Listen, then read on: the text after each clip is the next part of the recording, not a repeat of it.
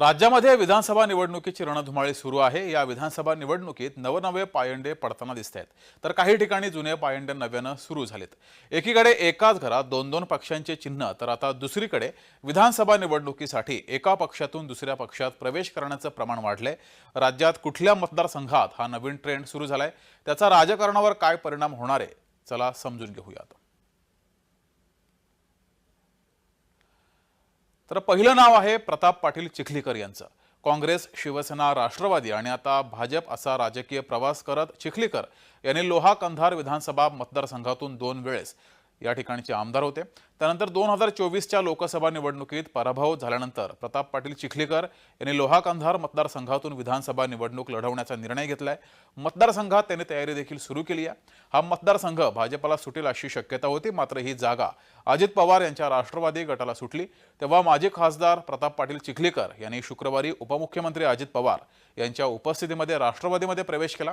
त्यांच्या या प्रवेशानं भाजपला धक्का बसला असून नांदेडच्या राजकारणात खळबळ उडाली आहे।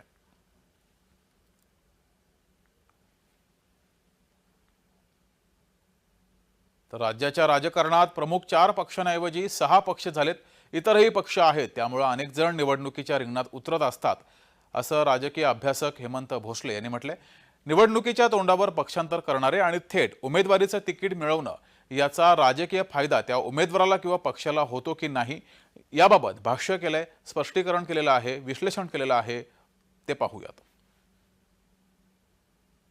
खरं तर महायुतीत 3 पक्ष आणि महाविकास आघाडीमध्ये 3 पक्ष असे 6 पक्ष युती आणि आघाडीमध्ये बांधले गेल्यामुळे बऱ्याचशा इच्छुकांना संधी मिळत नाही आणि मग ज्यांनी यापूर्वी काम केलेलं आहे किंवा ज्यांनी निवडणूक लढण्यासाठी एक मानसिक तयारी केलेली आहे त्यांच्या अडचणी होत आहे आणि मग या लोकांना असं वाटतं की आपण निवडूनच येणार आहोत, पक्ष हे केवळ एक व्यवस्थेचा भाग आहे आणि त्यामुळे ते ऐन निवडणुकीच्या तोंडावर हे पक्षांतर करताना दिसतात। परंतु प्रत्यक्ष काय होतं म्हणजे आपण मागचे जरी काही अनुभव जर बघितले तर यापैकी फार कमी लोकांना यश मिळालेलं दिसत आहे, अपयशाचंच धनी यांना व्हावं लागलंय। याचं प्रमुख कारण म्हणजे प्रत्येक पक्षाची एक विचारधारा असते आणि त्या विचारधारेला मांडणारा एक वर्ग असतो आणि तो मतदार वर्ग हा त्या विचारधारेनुसार मतदान करत असतो। परंतु हीच गोष्ट हे इच्छुक उमेदवार विसरून जातात आणि काही उमेदवार तर जाहीरपणे भाषणात सांगतात की जो पक्ष मला उमेदवारी देईल त्या पक्षातनं मी निवडणूक लढवेल। म्हणजे इथं विचारधारेचा प्रश्नच येत नाही आणि मग मतदारही कन्फ्यूज होतात किंवा मतदारही संभ्रमावस्थेमध्ये असतात की याला कुठल्या बेसवर आपण मतदान करायचं। दुसरी गोष्ट जे त्या पक्षामध्ये म्हणजे ज्या पक्षामध्ये हे चाललेले आहेत त्या पक्षातले जे कार्यकर्ते असतात तेही नाराज होतात की आम्ही इतक्या वर्ष पक्षाचं काम केलं, आम्ही फक्त सतरंजाच उचलायच्या का, आम्ही फक्त कार्यकर्त्याच्याच भूमिकेत राहायचं का, आम्ही नेते कधी बनायचंच नाही का। त्यामुळे नवीन नेत्याला ॲक्सेप्ट करायलाही थोडासा त्रास असतो आणि त्यामुळे ही मंडळी कामही करत नाही। जर एकूणच आपण सगळेच परिणाम जर बघितले तर ज्या वेळेला पक्षांतर होतं त्याचा फटकाच त्या उमेदवाराला बसताना दिसतो। दुसरं नाव आहे संजय काका पाटील यांचं। संजय काका पाटील यांनीही राष्ट्रवादीमध्ये प्रवेश केला। लोकसभेला पराभव झाल्यानंतर संजय काका पाटील यांनी विधानसभेच्या रिंगणात उतरण्याचा निर्णय घेतलाय। पाटील यांनी भाजपाकडून उमेदवारी मिळणार नाही हे समजताच अजित पवार यांच्या राष्ट्रवादीमध्ये प्रवेश केला।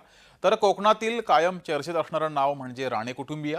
या कुटुंबातील नारायण राणे हे भाजपाचे खासदार आहेत, तर नितेश राणे भाजपाचे विद्यमान आमदार आणि पुन्हा एकदा विधानसभेच्या रिंगणामध्ये नितेश राणे हे उतरलेले आहेत। तर दुसरीकडे माजी खासदार, काँग्रेसचे माजी खासदार असलेले निलेश राणे यांनी एकनाथ शिंदे यांच्या शिवसेनेकडून निवडणुकीच्या रिंगणात उतरण्याचा निर्णय घेतलाय।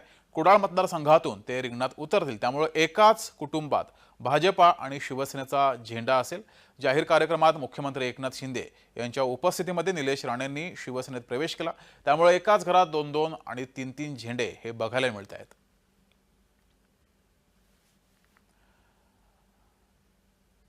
तर पक्षांतराचा फायदा पक्षांतर करणाऱ्या उमेदवाराला होत नाही असं विश्लेषण केलंय। तसंच राज्यात आजही पक्षांची तत्व, निष्ठा आणि वैचारिकता टिकून आहे।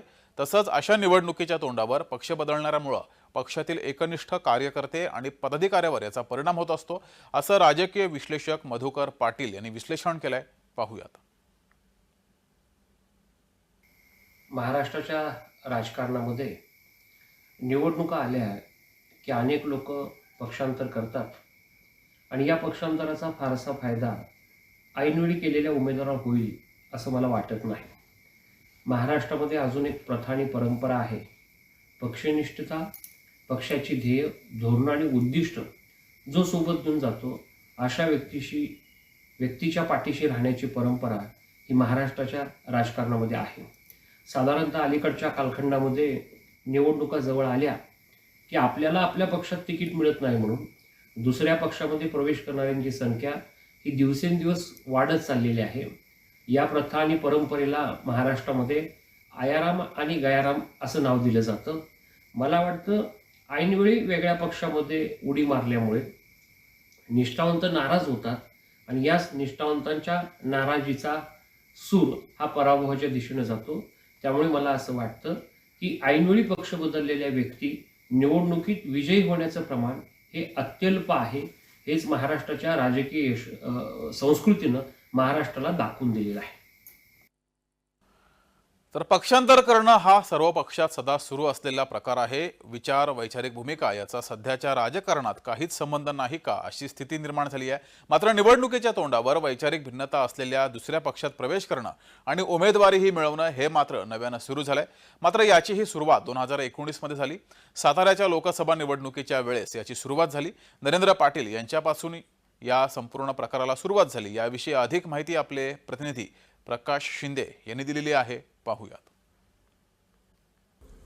2019च्या लोकसभा निवडणुकीमध्ये जो राष्ट्रवादीचा बालेकिल्ला असलेल्या सातारा जिल्ह्यामध्ये उदयनराजे भोसले यांनी राष्ट्रवादीमधून निवडणूक लढवली होती. त्याचबरोबर नरेंद्र पाटील यांनी शिवसेनेमधून निवडणूक लढवली होती. खरं तर नरेंद्र पाटील हे भाजपचे उमेदवार होते, परंतु शिवसेनेला ही जागा सुटल्यामुळे नरेंद्र पाटील यांनी शिवसेनेमधून ही जागा लढवली होती.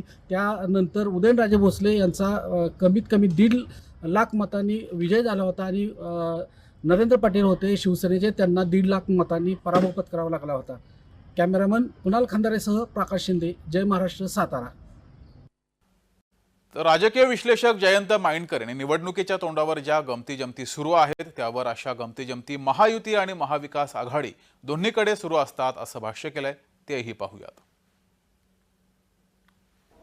महायुती आणि महाआघाडी या दोन्ही ठिकाणी एकूण 3 पक्ष आहेत आणि होतंय काय, तिन्ही पक्षात एका बाजूला भाजप मोठा भाऊ आहे आणि एक प्रकारे इतर दोन्ही पक्षांना म्हणजे शिंदे सेना आणि अजित पवारांच्या राष्ट्रवादीला तो आपल्याला हव्या त्या प्रकारे वागवून घेतो आहे. हे कदाचित त्या दोन्ही पक्षांना आवडणारं विधान नाही, पण ही फॅक्ट आहे. आणि म्हणून एखाद्या मतदारसंघात जेव्हा त्यांच्याकडे तो मतदारसंघ मिळालेला नाही पण त्यांच्याकडे कार्यकर्ता आहे, तर ते आपला भाजपचा कार्यकर्ता शिंदे सेनेकडून किंवा अजित पवारांच्या राष्ट्रवादीकडून ते देतात. अर्थात हे नवल काहीच नाही. हे महाआघाडीत सुद्धा घडलेलं आहे. फार मोठं उदाहरण देतो, अमर काळे जे सध्या राष्ट्रवादीचे वर्ध्याचे खासदार आहेत, हे खरं तर काँग्रेसचे आमदार होते. वर्धा हा मतदारसंघ राष्ट्रवादीला डिव्हिजनमध्ये आला आणि अमर काळे आज त्या पक्षाचे खासदार आहेत. त्याच्यामुळे असं इकडून तिकडे जाणं येणं चालतं. काँग्रेस राष्ट्रवादीत सुद्धा आपसात चालतं. काँग्रेस आणि शिवसेनेत होईल का हा जरा प्रश्न आहे, पण या अशा गोष्टी, या अशा एक्सचेंज होत असतात. तर राज्याच्या राजकारणात अनेक मातब्बर घराणी आहेत. त्या तालुक्यात त्या घराण्यांची ताकदही आहे. विधानसभा निवडणूक जिंकण्यासाठी या मातब्बर घराण्याला राजकीय पक्षाचीही गरज लागत नाही, इतकी ताकद या घराण्यांची आहे. त्यामुळेच विधानसभा निवडणुकीच्या पार्श्वभूमीवर राज्याच्या राजकारणात अशा गमती-जमती बघायला मिळतात. राजकीय पक्षही जिंकणाऱ्यालाच उमेदवारी हे तत्व पाळत असतं. त्यामध्ये मात्र मरण होतं ते त्या पक्षातील निष्ठावान कार्यकर्ते आणि पदाधिकाऱ्यांचं.